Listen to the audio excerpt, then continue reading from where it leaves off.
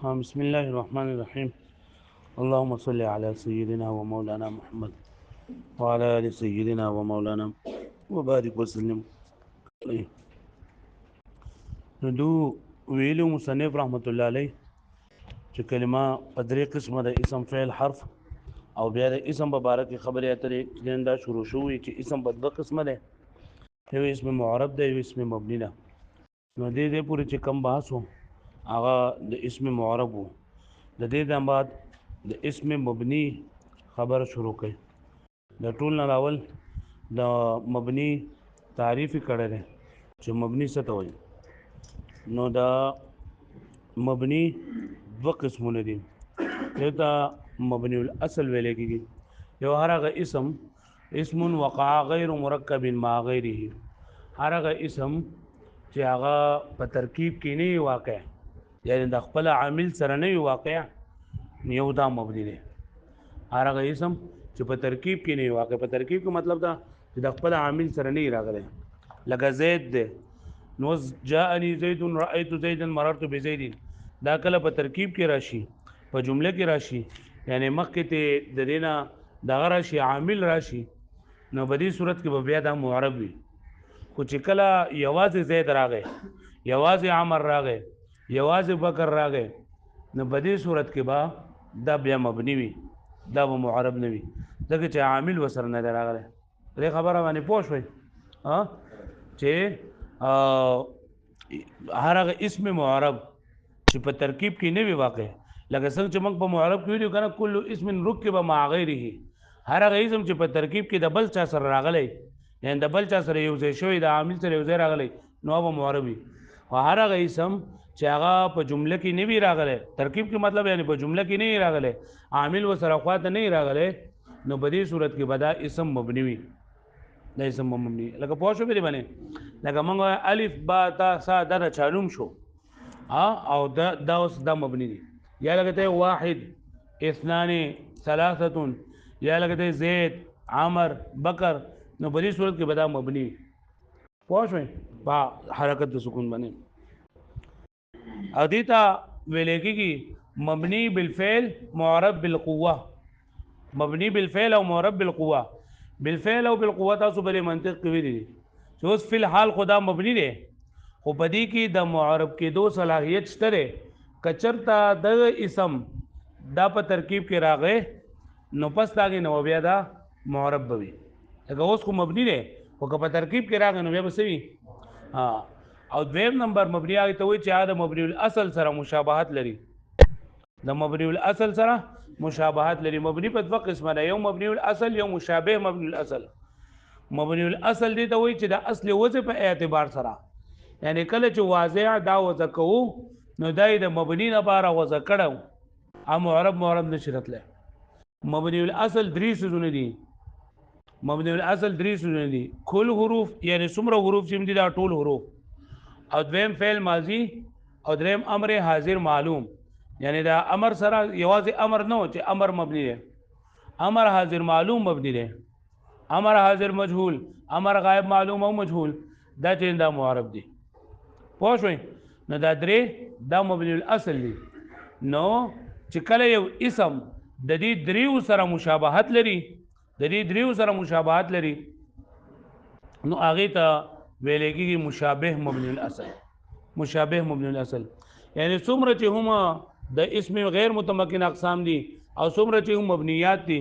نو دا به د دریو سره مشابه وي، یا خو به دغه دریو کې به راغلي، یا به د دریو سره مشابه وي. مبني باندې چې کوم اعراب راځي، نو هغه د عامل د وجې نه راغلی، د عامل د وجې نه راغلی. پوه شوې دې باندې. نو ګوره دا مبني موږ دوه خبرې وکړې. یو هر هغه اسم چې هغه معرب وي بالقوه، خو په ترکیب کې نه وي راغلی، په جمله کې نه راغلی، د خپل عامل سره یو ځای نه راغلی، نو دا به مبني وي بالفعل او معرب وي بالقوه. لکه زید شو، یا عمر شو، یا بکر شو، واحد اثنان ثلاثه، دا پوه شو دې باندې. نو دا به مبني وي بالفعل او معرب بالقوه. معرب بالقوه څه مطلب شو؟ کچرته په دې باندې عامل راغی، کچرته په دې باندې عامل راغی، نو بیا به صحیح مربع هغه پوه شوي. او دویم نمبر چې د مبني الاصل سره مشابهت لري. مبني الاصل څو څه دي؟ درې. کم دي؟ کل حروف فعل ماضی او امر حاضر معروف. وس یو اسم چې د مبني الاصل سره مشابهت لري نو د دې مشابهت تقریبا لس قسمونه دي. دلته په دې کتاب کې صرف 3 قسمونه ذکر کړي دي. 3 قسمونه واشه سو کې دای سو کې دینه علاوه موږ نور وای. نمبر 1 هغه د مشابهت افتقاری. مشابهت افتقاری دي ته وای لکه څنګه چې حرف په خپل معنی ور کولو کې بل کلمې ته محتاج دی کنه. افتقار ویل کېږي محتاج ته، احتیاج ته. څنګه چې حرف په خپل معنی ور کولو کې بل کلمې ته محتاج دی نو دغه شان دي بعض اسماء هم د سيدي چې په خپل معنی ور کولو کې بل چاته محتاج دي. لکه ته هاذا اسم اشاره کې یا ته اسم موصول الذي اسم موصول نو کته صرف هاذا وې اسم اشاره وې او د دې لپاره مشار الیه ته نه وې نو دا هاذا خپل معنی نه ور کوي. سو پورې لکه هاذا ته وې یا ذالک ته وې یا هاذان ته وې یا اولایک ته وې نو خامخا د دې لپاره دغه پکار ده س مشار الیه پکار نه. او چې ته اسم اشاره وې مشار الیه وسره نه وې نو بیا د خپل معنی نه ور کوي. نو دې ګوره د حرف سره په احتیاج کې دا مشابهت راغی. د مبني الاصل سره مشابهت راغی کنه. نو د کوم مبني الاصل سره مشابهت ده په حرف کې پس کې احتیاج کې لکه څنګه چې حرف په خپل معنی ور کولو کې بل کلمې ته محتاج ده دغه شان دي اسم اشاره په خپل معنی ور کولو کې مشار الیه ته محتاج ده او اسم موصول په خپل معنی ور کولو کې صله ته محتاج ده. اوس ان شاء الله اسم غیر متمکن اقسام کوو. اسم موصول لا هغه اسم ته ویل کېږي چې بغیر د صله نه خپل معنی نه ور کوي. پرې خبره باندې پوه شوي ها خالي. نو دا مشابهت افتقاری. یو بګي مشابهت وضعی ده. وضعی چې په وزن کې د فعل د حرف سره مشابهت لري. یعنی هر هغه اسم چې په وزن کې د دې اسم سره مشابهت لري. لکه زمې ضربتو ضربتا ضربتی ضربتا ضربته ضربتو نو اوس پرې کې دا ضربتا دا تنه تا ته ضمیر دا چې نه دا مونږ وایو مبني دی. ولی مبني دی؟ د مبني الاصل سره مشابهت ده. دا کوم مبني الاصل سره مشابهت ده؟ دا حرف سره. لکه څنګه چې حرف چې نه دا یو حرف والا راځي دوه حرف والا راځي د دریو حرفونو په کمی د قشند په دی کې هغه پوه شو ویل باندې. بل مشابهت معنوي ده. مشابهت معنوي چې په دې هر هغه اسم چې په دې کې د مبني الاصل والا معنی پرته وي. لکه موږ وو اسماء افعال چې اسماء افعال مبني دي. اسماء افعال ولی مبني دي؟ ځکه چې د مبني الاصل سره مشابهت ده. بعض اسماء افعال د سری یا په معنی د فعل ماضی باندې دي او بعض اسماء افعال د سری چې په معنی د امر حاضر باندې دي. واښو ویل باندې نو دا مشابهت معنوي شو. درې مشابهتونه موږ یې مشابهت وضعی او مشابهت معنوي او مشابهت افتقاری. واښو ویل باندې یو بل مشابهت پکې مشابهت وقوعي. دا مخکې موږ ویل په منادا کې چې موږ یا زیدو کې کله چې منادا مفرد معرفي وي نو مبني به په علامه د رفع باندې. دا موږ خبره کړو کنه چې منادا مفرد وي معرفي وي نو مبني به په علامه د رفع باندې. لکه یا زیدو امغه بیا ته کې دا ویلو چې دا ولي مبني دی ځکه چې دا په معنا د ادعوک باندې دی. ادعوک په اصل کې یا زید یا حرف اذا قائم مقام د ادعو فعل او دا کا دا زید چې کنه دا اوس د کاف په ځای باندې راغلی دی او کاف چې کاف اسمی مشابه دی د کاف حرفي سره او دا مبني دی نو دا زید هم مبني دی. دې ویل کېږي مشابهت وقوعي چې یو اسم دا د مبني الاصل په ځای باندې راغلی. لکه پوه شو ویل باندې ها یا زیدو موږ یا زیدو په دې کې کله چې منادا مفرد وي معرفي وي نو مبني به په علامه د رفع باندې. لکه یا زیدو اوس دلته کې راولي ځکه موږ دلته کې ویلو چې یا زید په معنا ادعو کړي. ادعو یعنی حیا حرف اذا قائم مقام د ادعو فعل له ادعوک یعنی یا زید ز आवाज کو متا تا ادعو کا معنا د आवाज کوم تا اوس دلته کې دا ادعو دا خو دا یا حرف اذا قائم مقام ده او دا زید چې دا راغلی دی د کف ځای باندې او دا کف اسمی دی کاف اسمی یعنی د خطاب کې چې کوم استعماليږي ضمیر چې کوم نه اسمی ویل کېږي او کاف اسمی مشابهت لري د کاف حرفي سره او دا مبني نه نو دا به هم مبني پوه دا څلورم نمبر کې دا مشابهت وقوعي شو یو مشابهت بنائي په کتاب کوم د لیکل مشابهت بنائي دي ته ویل کېږي چې هغه داسې اسم متمکن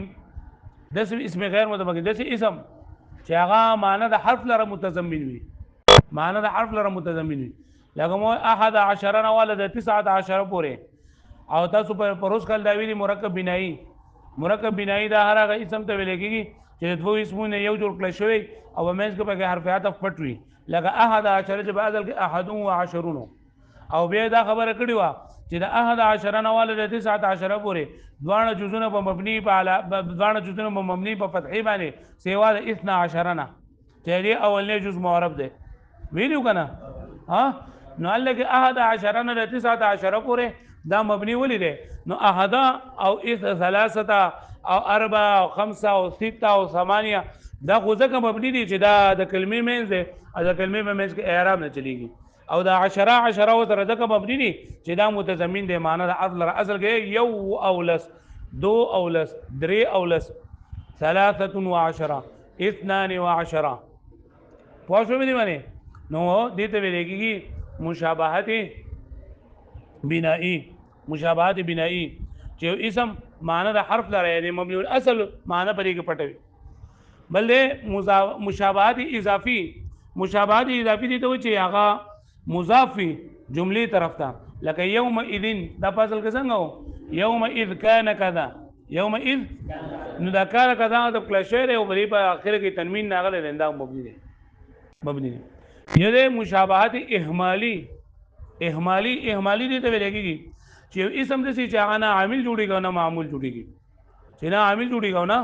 معمول جوړیږي نو لکه اسماء اصوات شول نه دې کې مشابهت اهمالي دي دغه شانتي یو مشابهت جمودي دی پکې مشابهت جمودي دي ته وایي چې هغه درې حرف سره مشابه وي لکه څنګه چې حرف سره دا تسنیه او جمع ناراضي دغه شانتي دي اسم هم دا تسنیه او جمع ناراضي لکه قط عوض قبل د دې دغه ناراضي تسنیه او جمع ناراضي دا حرف سره مشابهت ده پوه شو مې باندې نور هم ډیر شی دي خدا یو څه به موږ یو مشابهت وضعي او دویم نمبر معنوي او افتقاري وضعي څه ته وایي چې په وضع کې په حروف کې د حرف سره مشابه وي لکه څنګه چې حرف ترنده یو حرف ول راځي دا چې ګوره با تا تی تو کا دا ترنده هم دو حرفونه یو حرف ول راځي مشابهت معنوي چې د مبني الاصل معنی به پرته دا باس ما يفعلوا کې و چې ان شاء الله موږ دا اسم مبني دې ته دویم نوم لګي اسم غیر متمکن اسم غیر متمکن دا اته قسمونه دي نه هر قسم به موږ وایو چیرې دا اسم غیر متمکن دا ولي مبني دی نو بای کې موږ خبره تر چې بیا وکاو چې بدیږي دا مشابهت ده د دې مشابهت او نه مبني دی او بدیږي دا مشابهت دي دا د پرو به زمکه الباب الثاني في الاسم المبني دویم باب دا مبني په اسم په باس کې د اسم مبني تعریف سره نو دوا قسمونه دي وهو اسم وقع غیر مرکب مع غیره دا رغه اسم ته ویل کېږي چې هغه دبل یو عامل سره یو ځای شوی نه یعنی په ترکیب کې نه راغلی یواز راغلی په جمله کې نه راغلی عامل ته مخ کې نه راغلی مثل الف با تا سا وزدینا دا اسماء د حروف مراد دي یعنی حروف تهجید نه مرادو حروف تهجید نه لکه الف د چانوم کې خود شو با د چانوم کې خود شو تا دسه دا الف با تا د حروف تهجید نه مراد خاصم دغه دي او د سره اسم دینو او حروف دي اصلي حروف دي اسم مبني هغه ته ویل کېږي چې هغه اسم او حروف تهجید کو دا حروف دي نو دا دغه چې چانوم کې خود الف با تا سا د نمونه کې ان اسماء مراد دي ومثل واحد واثنان وثلاثه هذا شان دي ایک راشي واحد اثنان ثلاثه په ترکیب کې نه راغلي وکلفظه زید وحده او یا زید لفظ چې دا یوازې راشي یوازې مطلب دا چې به عامل ته مخکې نه راغلی په ترکیب کې نه راغلی فانه مبني بالفعل على السكون نو دا به مبني بالفعل وي په سکون باندې ومعرب بالقوه او معرب به دا امکان په اعتبار سره مطلب دا دی چې وصف الحال خدا مبني دی ځکه چې عامل وسره نه دی راغلی په ترکیب کې نه دی راغلی په جمله کې نه دی واقع شوی خو که چېرته د دې نه مخکې عامل راغی که چېرته دا په ترکیب کې واقع شو نو په دې صورت کې به بیا دا معرب به وي پوه شوئ پوه شو په دې باندې دویم نمبر او شابه مبني الاصل یا به دا مشابهت لري د مبني الاصل سره یعنی اسم به مبني وي د دې وجې نه چې دا د مبني الاصل سره مشابهت لري مبني الاصل څه ته وایي لکه کوم څیزونه دي مبني الاصل کل حروف او فعل ماضي او امر حاضر معلوم بأن يكون دا اوس د دې مشابهت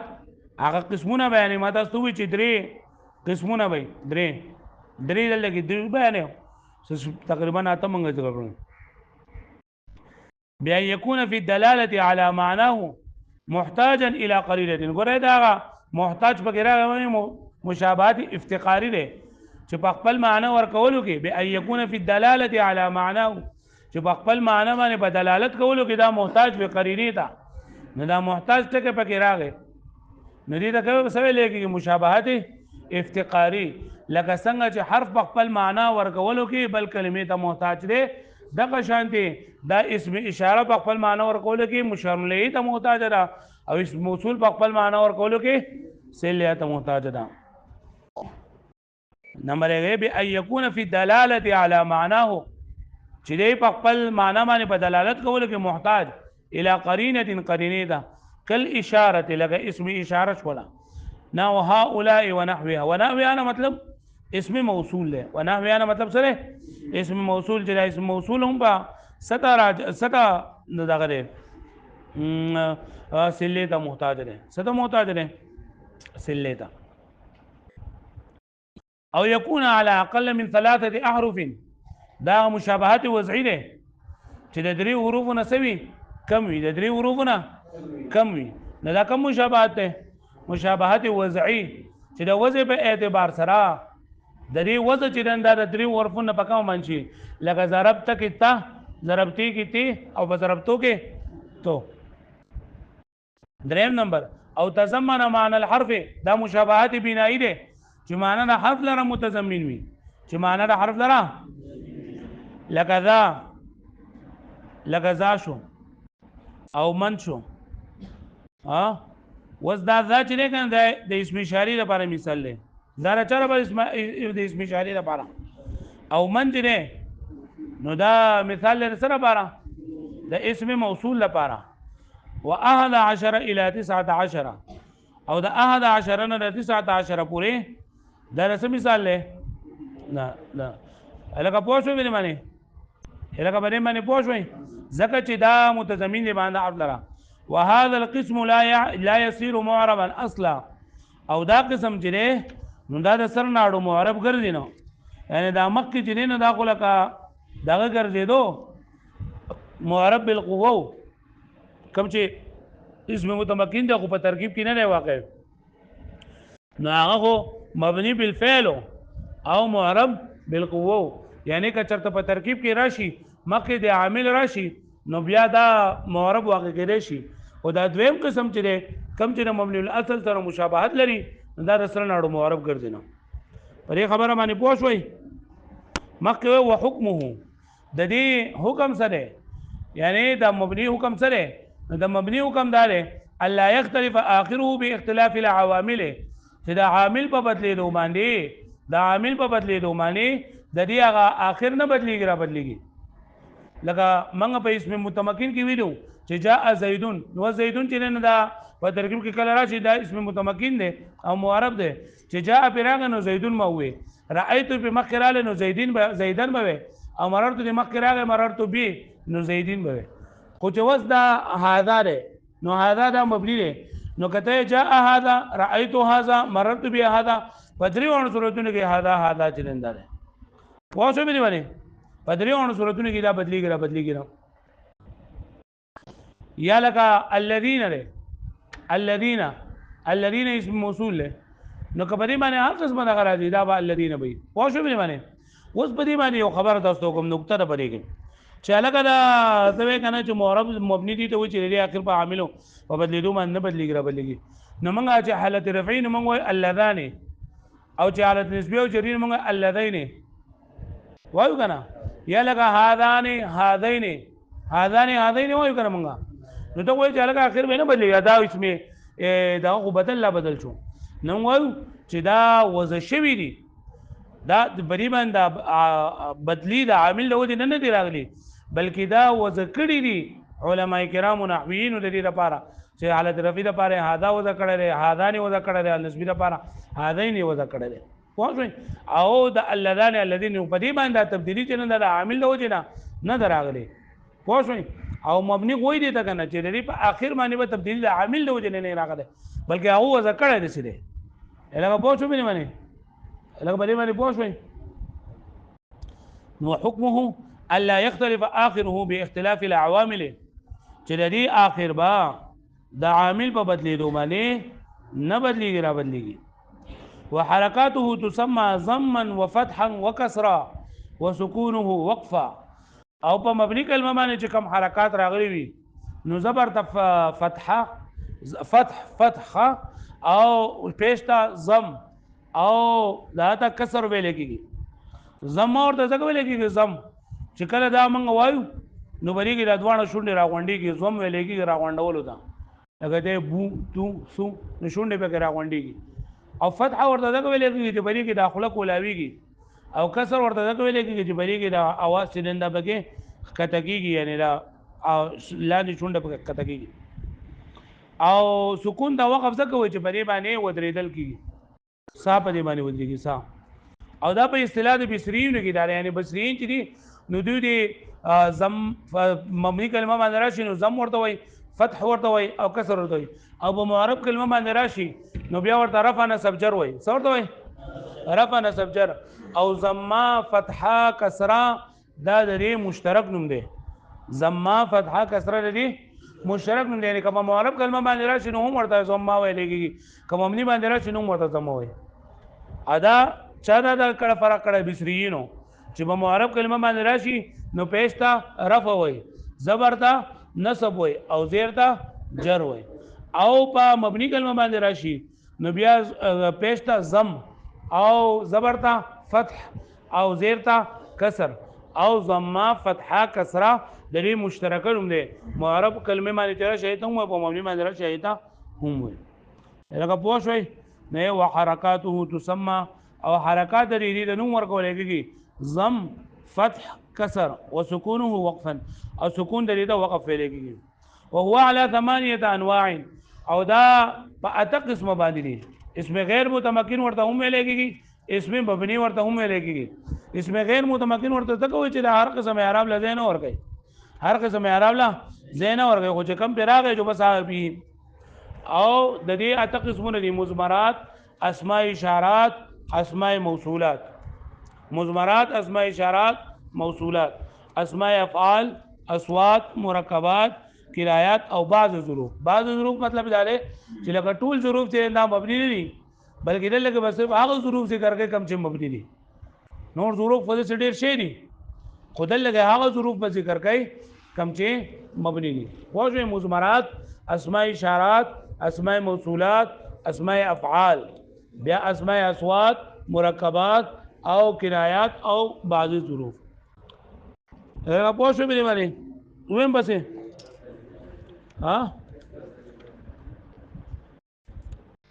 نن سبق کې منګه د مبني خبره وکړه چې مبني څه ته ویل کېږي مبني دوه قسمونه دي